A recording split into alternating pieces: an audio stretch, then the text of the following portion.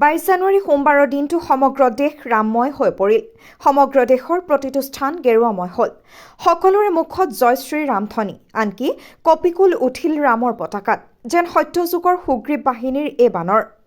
যোৱা 22 জানুৱাৰীৰ দিনটোত নিশ্চিতভাৱে দেশবাসীৰ বাবে আছিল ভক্তিভৰা গৌৰৱৰ দিন।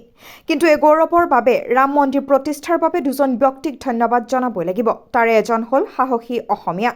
আমি ৰঞ্জন গগৈক ধন্যবাদ জনাব লাগিব। উচ্চতম ন্যায়ালয়ৰ অৱসৰপ্ৰাপ্ত ন্যায়াধীশ অসমীয়া সুসন্তান ৰঞ্জন গগৈৰ বাবে আজি দেশবাসীয়ে জয় শ্ৰীৰাম বুলি ক'বলৈ পালে, আৰু আনজন মহান পুৰুষ হ'ল জগতগুৰু ৰাম ভদ্ৰাচাৰ্যজী। তেওঁৰ অবিহনে ৰাম মন্দিৰৰ সপোন কেতিয়াও পূৰণ নহলহেঁতেন।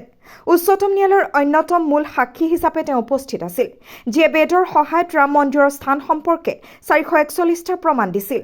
মাত্ৰ 2 মাহ বয়সত অন্ধ হোৱাৰ পাছতো তেওঁ এতিয়াও 1,50,000 পৃষ্ঠা বেদ আৰু অন্যান্য শাস্ত্ৰ পাঠ কৰে, 22টা ভাষা ক'ব পাৰে আৰু তেওঁ 40খন কিতাপ লিখিছে। পদ্ম বিভূষণ লাভ কৰা ৰাম ভদ্ৰাচাৰ্যজী আৰু অসমৰ ৰঞ্জন গগৈৰ বাবে আজি সকলো ৰাইজে জয় শ্ৰীৰাম ধ্বনি দি উৎসাহিত হৈছে।